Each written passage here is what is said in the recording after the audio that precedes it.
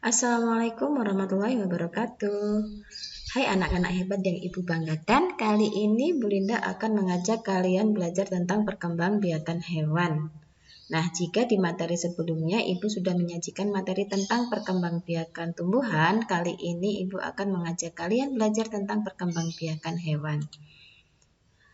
Sama seperti tumbuhan, hewan merupakan makhluk hidup yang dapat berkembang biak. Apa itu berkembang biak? Masih ingatkah kalian?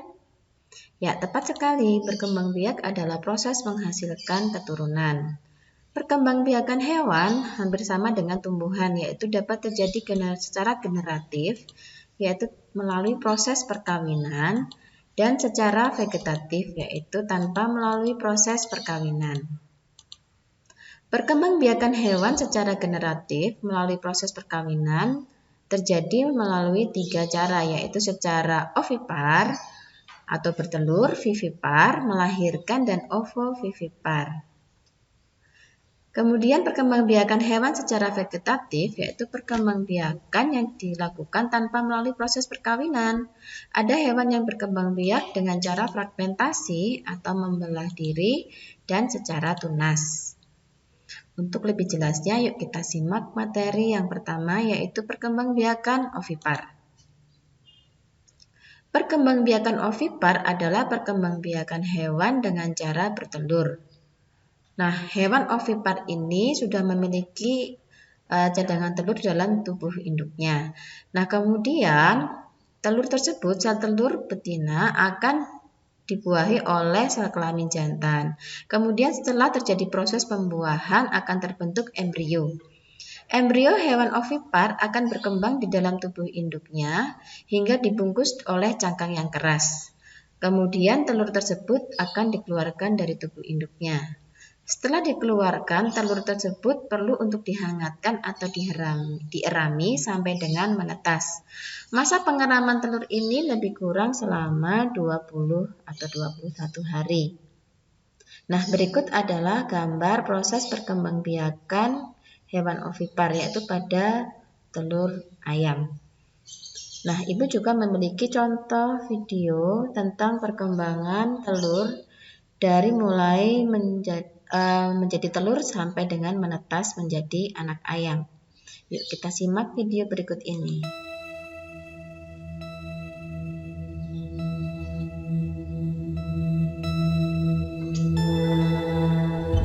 Nah, kalian dapat melihat pada hari pertama embrio sudah terbentuk, kemudian plasenta mulai terbentuk, yang artinya embrio sudah mulai dapat menyerap makanan. Cadangan makanan pada telur adalah terdapat pada kuning telurnya. Nah, embrio akan berkembang dari hari ke hari dan akan tumbuh menjadi anak ayam. Nah, di situ sahabat kalian lihat sudah mulai terbentuk paruh dan matanya, kemudian sayapnya,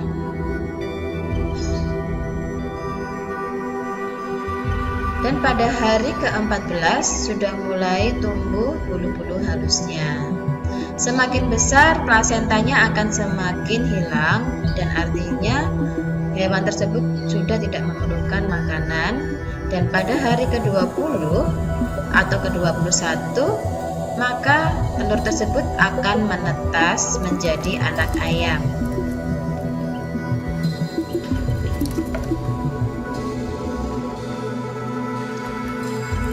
Menarik sekali bukan video yang sudah Ibu tampilkan? Semoga dapat menambah pemahaman kalian tentang perkembangan secara ovipar. Nah, selanjutnya hewan yang berkembang biak secara ovipar selain ayam, ada juga ikan, kura-kura, katak, dan burung unta. Dan masih banyak hewan lain yang berkembang biak secara ovipar. Perkembangbiakan selanjutnya adalah perkembangbiakan hewan secara vivipar. Perkembangbiakan vivipar adalah perkembangbiakan hewan yang dilakukan dengan cara melahirkan. Dalam hal ini, embrio hewan vivipar akan tumbuh dan berkembang di dalam rahim induknya, yang merupakan menjadi ciri khas dari hewan mamalia. Apakah itu hewan mamalia? Hewan mamalia adalah hewan yang memiliki kelenjar susu. Nah, di dalam rahim ini, embrio akan mendapatkan makanan langsung dari tubuh induknya yang disalurkan melalui tali plasenta hingga hewan tersebut siap untuk dilahirkan.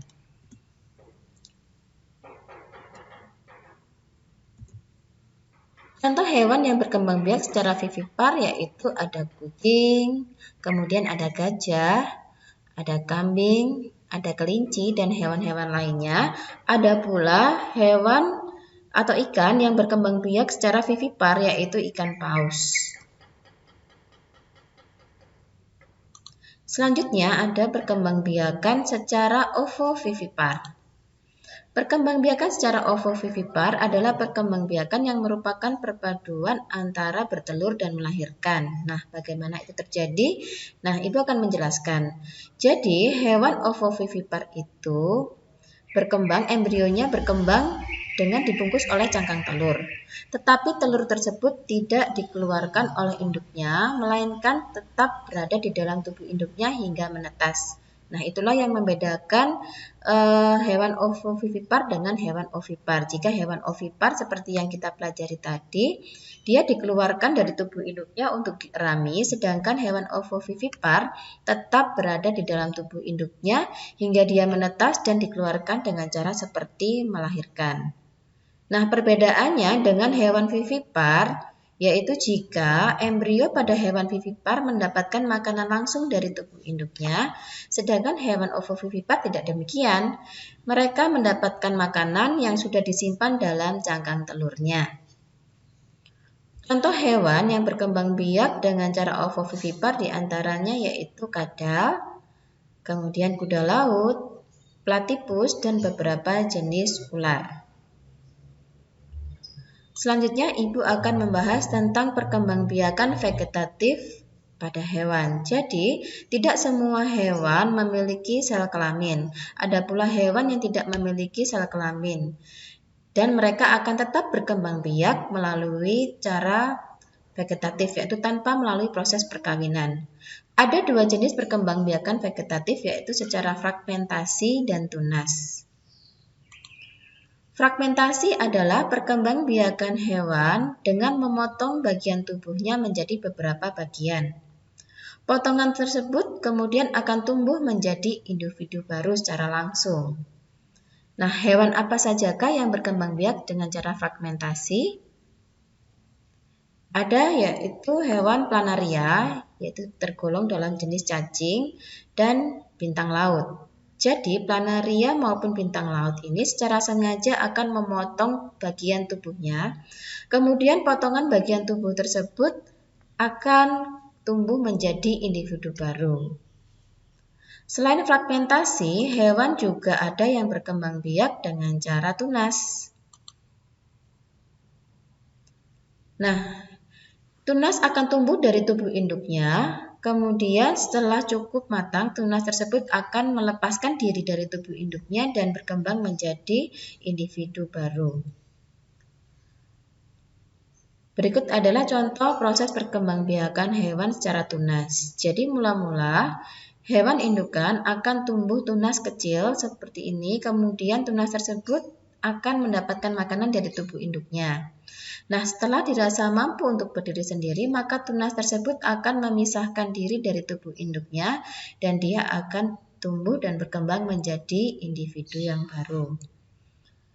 Contoh hewan yang berkembang biak dengan cara tunas yaitu ada hidra, kemudian ubur-ubur, dan pilum porifera.